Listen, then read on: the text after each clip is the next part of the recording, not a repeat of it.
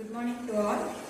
Today's lesson, Rise of Territorial Kingdom and New Religious Sect அப்படிங்கிறது நம்ம third lesson பார்க்குறோம். அதாவது நம்ம இந்த லெசன் ஆல்ரெடி நம்ம பார்த்துட்டோம். இதுல நம்ம புத்திசம் அப்படிங்கிற டாபிக்ல இப்ப பார்க்க போறோம். இப்போ ஒரு இன்ட்ரோடக்ஷன் கொடுத்துடலாம். இப்போ இந்த ரைஸ் ஆஃப் டெரிட்டோரியல் கிங்டம் அப்படிங்கிறது நம்ம ஆல்ரெடி நம்ம பார்த்ததுதான். இப்போ டெரிட்டோரியல் கிங்டம் அப்படிங்கிறதுல நம்ம ஃபர்ஸ்ட் பார்த்தோம் கிளான் அப்படின்னு இருக்கும். அதுக்கப்புறம் ஜனபதாஸ் மகாஜனபதாஸ் அப்படின்லாம் இருக்கு அப்படின்னு நம்ம பார்த்தோம். 16 மகாஜனபதாஸ் வந்து பார்த்தோம். அதாவது ஆரியன்ஸ் வந்து என்ன பண்ணாங்கன்னா அந்த கேஞ்சட்டிக் ரீஜன்ல வந்து செட்டில் ஆனாங்க. செட்டில் ஆகிட்டு அவங்க வந்து என்ன பண்ணாங்கன்னா அக்ரிகல்ச்சர்லாம் செய்ய ஆரம்பிச்சாங்க. நிறைய செட்டில் ஆகி அயன்லாம் யூஸ் பண்ணாங்க அப்படிங்கறத நம்ம பார்த்தோம். அக்ரிகல்ச்சர்ல சர்ப்ளஸ் எல்லாம் உருவாச்சு அப்படிங்கறத நம்ம பார்த்தோம். சரிங்களா? இப்ப அடுத்தது என்ன அப்படின்னு பார்த்தோம்னா மக்களுக்குள்ள வந்து என்ன ஆகுது அப்படின்னு பார்த்தோம்னா இன்டெலக்சுவல் அவேக்னிங் அப்படிங்கிறது உருவாச்சு. அப்ப அதுக்கப்புறம் நிறைய புதிய புதிய மதங்கள் உருவாக ஆரம்பிச்சது. அதுதான் வந்து நம்ம என்ன சொல்றோம்னா ஹெட்ரோடக்ஸ் செக்ட் அப்படின்னு நம்ம சொல்லுவோம். அவைதீக மதங்கள் அப்படின்னு சொல்லிட்டு. சரிங்களா? இப்ப இந்த அவைதீக மதங்கள் அப்படின்னா என்ன, ஹெட்ரோடக்ஸ் செக்ட் அப்படின்னா என்ன அப்படின்னா இப்ப வேதங்களுக்கு எதிர்த்து வந்ததுதான் வந்து இந்த அவைதீக மதங்கள். வேதங்கள் என்ன சொன்னாங்க, இந்த பிலாசபி உபநிதாஸ் அதெல்லாம் பத்தி பேசினாங்க. இப்ப அதெல்லாம் இல்ல அப்படின்னு சொல்லிட்டு அதை எதிர்த்து பேசினதா எது அப்படின்னு பார்த்தோம்னா இந்த ஹெட்ரோடக்ஸ் செக்ட் அப்படிங்கிறது. இதுல மொத்தம் 3 செக்ட் வந்து நம்ம பார்ப்போம். அஜ்விகாஸ் அப்படின்னு ஒண்ணு, second one Jainism, third one Buddhism. இப்ப நம்ம ஆல்ரெடி இந்த அஜ்விகாஸ் ஜெயினிசம் பார்த்துட்டோம். இப்ப நம்ம பார்க்கக்கூடிய லெசன் புத்திசம் அப்படிங்கிறது. ஹெட்ரோடக்ஸ் செக்ட்லயே ரொம்ப ஃபேமஸானது எது அப்படின்னு பார்த்தோம்னா புத்திசம் தான்.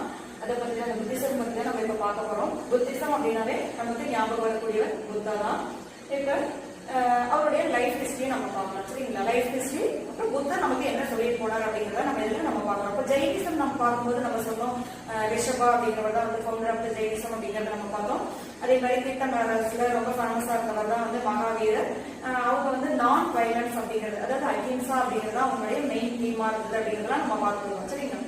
அதாவது அவங்க வந்து என்ன பண்ணுவாங்க அப்படின்னு பார்த்தோம்னா வெளியில நடந்து போகும்போது அவங்களுடைய வாய் மூக்கு ரெண்டுமே வந்து என்ன பண்ணுவாங்க ஃபுல்லா கவர் பண்ணிட்டு தான் போவாங்க அப்படிங்கிறத நம்ம பார்த்துக்கணும். ஏன்னா அவங்க இன்ஹேல் பண்ணும்போது ஒரு சிறிய பூச்சி கூட வந்து உள்ள போய் இறந்துடக்கூடாது அப்படிங்கிறதுக்காக கவர் பண்ணிட்டு போவாங்க. அதே மாதிரி வந்து நடந்து போகும்போதுலாம் என்ன பண்ணுவாங்கன்னா இறங்கால் வந்து என்ன பண்ணுவாங்க வெளியிட்டே தான் போவாங்க அப்படிங்கிறத நம்ம பார்த்துருக்கோம். அதே மாதிரி தான் அவங்க வந்து அக்ரிகல்ச்சர்லாம் வந்து செய்ய மாட்டாங்க, உயிரினங்களை கொண்டுருமோ அப்படிங்கிறதுக்காக அந்த தொழிலாம் செய்யல அப்படிங்கிறதும் நம்ம பார்த்துருக்கோம். சரிங்களா? இப்ப புத்தரை பத்தி நம்ம பார்க்கலாம். இப்ப புத்தர் அப்படின்னா அவருடைய லைஃப் ஹிஸ்டரி என்ன அப்படிங்கறத நம்ம ஃபர்ஸ்ட் பார்க்கலாம். சரிங்களா? இப்ப லைஃப் ஹிஸ்டரி அப்படின்னு பார்க்கும்போது அவங்களுடைய அப்பா யார் அப்படின்னு பார்த்தோம்னா சுத்தோதனா, அம்மா மகாமயா அப்படிங்கிறவங்க, மாயாதேவி அப்படின்னு சொல்லுவாங்க. அவருடைய இயற்பெயர் என்னன்னு பார்த்தோம்னா சித்தார்த்தா. சரிங்களா? இவங்க எந்த கிளானை சேர்ந்தவர்கள் அப்படின்னு பார்த்தோம்னா சாக்கியா கிளான் அப்படின்னு சொல்றாங்க. கிளான் அப்படிங்கிறது நம்ம ஆல்ரெடி நம்ம படிச்சுட்டு இருக்கோம். சரிங்களா? கிளான் ஜனாஸ் மகாஜனபதாஸ் அப்படின்னா நம்ம பார்த்துட்டு வந்திருக்கோம். அந்த ஒரு அரச குடும்பத்தை சேர்ந்தவர்கள் தான் யார் அப்படின்னு பார்த்தோம்னா சுத்தோதனா அண்ட் மகாமயா அப்படிங்கிறவங்க. அவங்களோட சைல்டு யார் அப்படின்னா இந்த சித்தார்த்தர் அப்படிங்கிறவரு.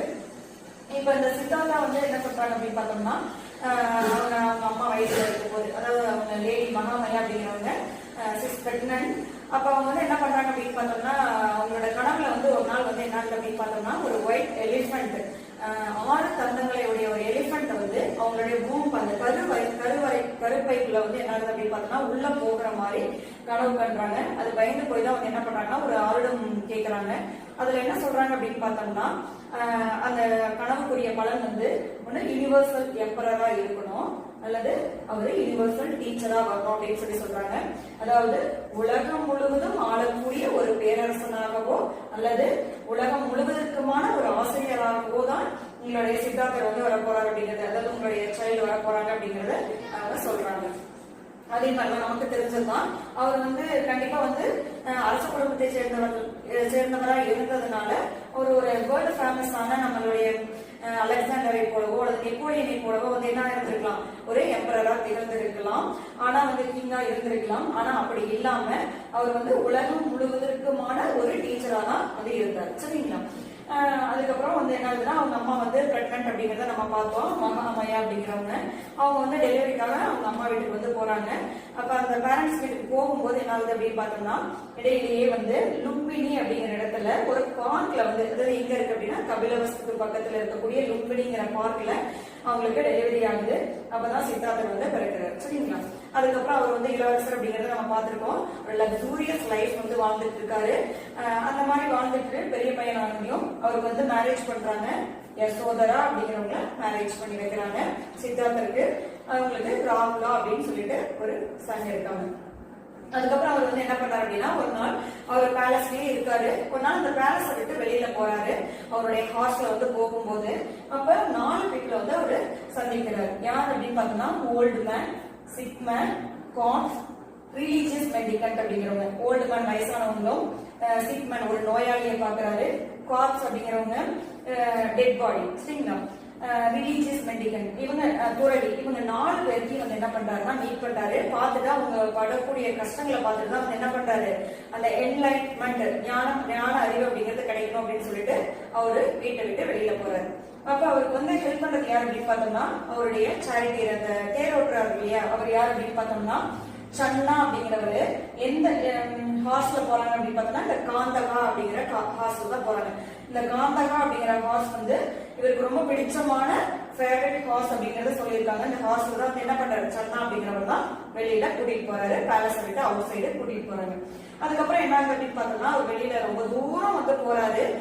தனிமைக்கு போகணும் அப்படின்னு சொல்லிட்டு போயிட்டு அவருடைய ஹேரு, கார்மெண்ட்ஸ் அண்ட் ஜுவல்லரி அதெல்லாம் வந்து என்ன பண்றாரு, டிஸ்கார்ட் பண்ணி ஹேரை கட் பண்ணி அதை வந்து என்ன பண்றாருன்னா அந்த சன்னாவில தான் கொடுத்து அனுப்புவாரு. எதுக்காக அப்படின்னா, என்னோட பேரண்ட்ஸ் கிட்ட கொண்டு போய் கொடுங்க அப்படின்னு சொல்லிட்டு கொடுத்து அனுப்புறாரு. அந்த நிகழ்வை தான் நம்ம என்ன சொல்றோம் அப்படின்னா, மகா பிரிஸ்கிரமா அப்படின்னு சொல்லிட்டு நம்ம சொல்றோம். சரிங்களா? அதுக்கப்புறம் என்ன பண்றாரு, நீண்ட தூரம் போறாரு. போயிட்டு அவர் வந்துட்டு ஆனர காலமா அப்படின்னு ஒருத்தரை சந்திக்கிறாரு. இவரை சந்திச்சு இவர்கிட்ட கொஞ்ச நாள் வந்து சீடரா பணிபுரிஞ்சுட்டு இருக்காரு. பணிபுரிஞ்சுட்டு வந்து என்ன பண்றாருன்னா, அவருக்கு திருப்தி ஆகல. அடுத்தது யாருன்னா புத்தக ராமபுத்ரா அப்படிங்கிறவரை சந்திக்கிறாரு. இவரையும் சந்திச்சு கொஞ்ச நாள் தான் இவங்க கூட இருக்காரு. அதுவும் அவருக்கு வந்து சாட்டிஸ்பேக்ஷன் அடையல. ஏன் அப்படின்னா, அவர் நினைச்சது அது கிடைக்கல. அதனால என்ன பண்றாரு, அதுக்கப்புறம் கடுமையான தவம் வந்து இருக்காரு. தவம் இருந்தும் அவரால் என்ன பண்ண முடியல, அவர் நினைச்சது வந்து கிடைக்கல அப்படிங்கறத சொல்லியிருக்காங்க. அதுக்கப்புறம் அவர் வந்து அந்த தவத்தினால வந்து என்ன ஆகிறாரு அப்படின்னா, ஒரு சாவக்கூடிய ஸ்டேஜுக்கே போயிட்டாரு அப்படிங்கறத சொல்றாங்க.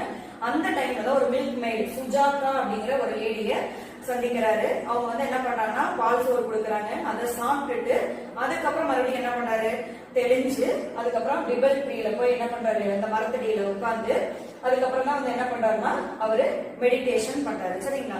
எத்தனை நாள் அப்படின்னு பார்த்தோம்னா 49 days வந்து மெடிடேஷன் பண்றாரு.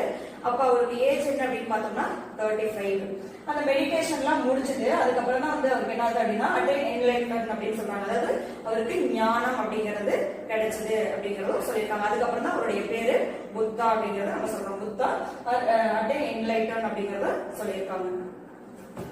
Thank you students.